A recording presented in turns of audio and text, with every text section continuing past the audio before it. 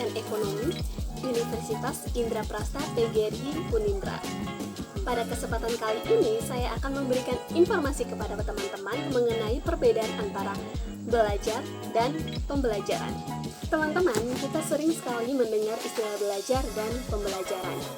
Nah, apakah kedua istilah ini memiliki makna yang berbeda?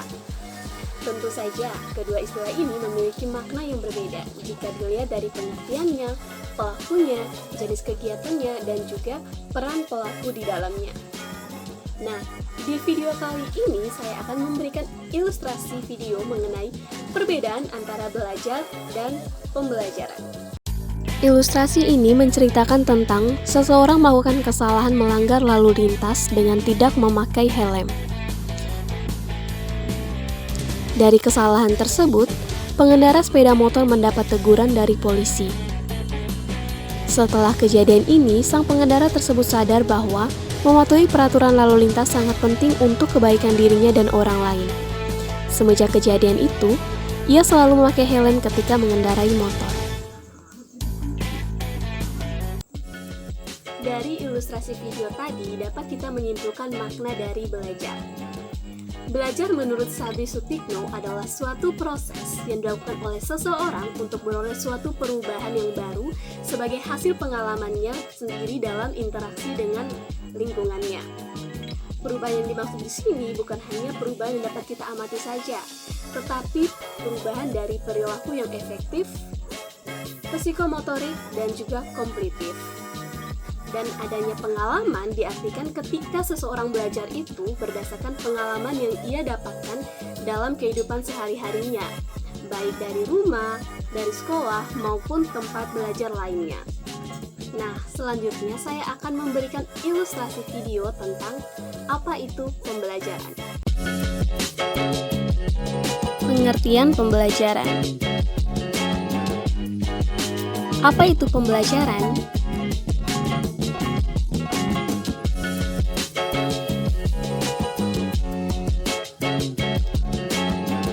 Menurut Munir Catif berpendapat bahwa pembelajaran adalah proses transfer ilmu dua arah antara guru sebagai pemberi informasi dan siswa sebagai penerima informasi.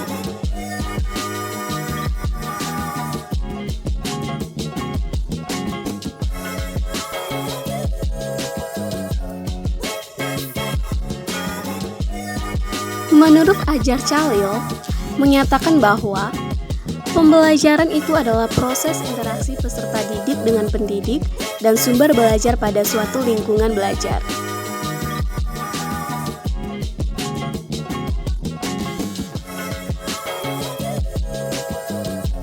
Dari pengertian tersebut dapat disimpulkan bahwa pembelajaran merupakan suatu rangkaian peristiwa yang kompleks dan sistematis.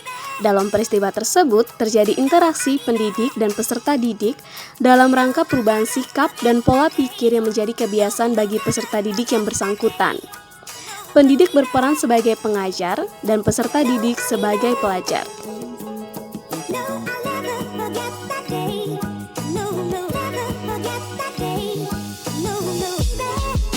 Apa saja komponen pembelajaran?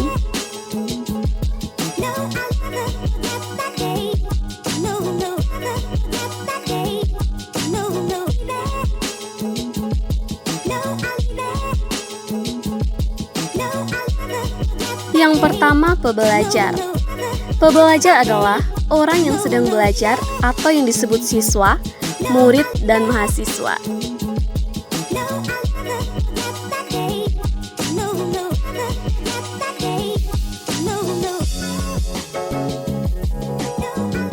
Yang kedua, pembelajar. Pembelajar adalah orang yang membelajarkan atau yang disebut guru, dosen, dan instruktur.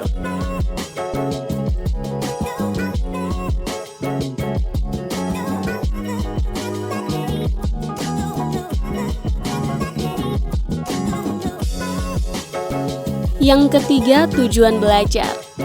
Tujuan belajar adalah perilaku hasil belajar yang diharapkan terjadi, dimiliki atau dikuasai oleh peserta didik setelah melakukan kegiatan pembelajaran.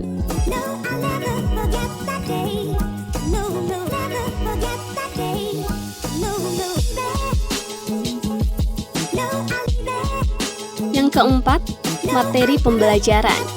Materi pembelajaran adalah bahan atau seperangkat substansi yang disusun secara sistematis untuk tercapainya hasil belajar.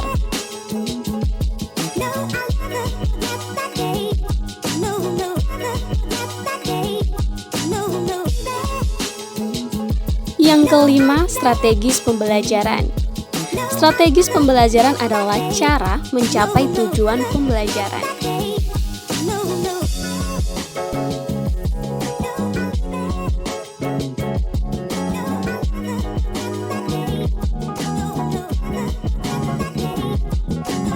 Yang keenam, media pembelajaran. Media pembelajaran adalah segala hal yang digunakan sebagai penyampai pesan pembelajaran.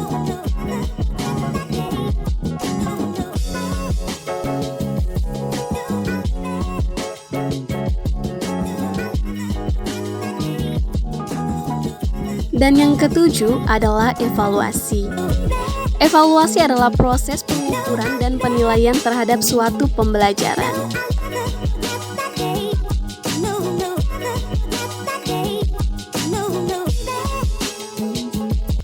Dari kedua ilustrasi video tadi, dapat kita menyimpulkan perbedaan antara belajar dan juga pembelajaran. Nah, perbedaan yang mendasar antara belajar dan pembelajaran dapat kita lihat dari bentuk interaksinya.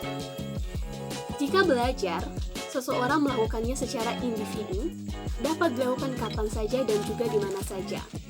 Namun pembelajaran harus dilakukan secara terencana, tersusun secara sistematis, serta harus memiliki evaluasi yang diharapkan. Sekian dari saya, semoga video tadi bermanfaat buat teman-teman semuanya, supaya tidak menimbulkan kebingungan untuk memaknai apa itu belajar dan pembelajaran.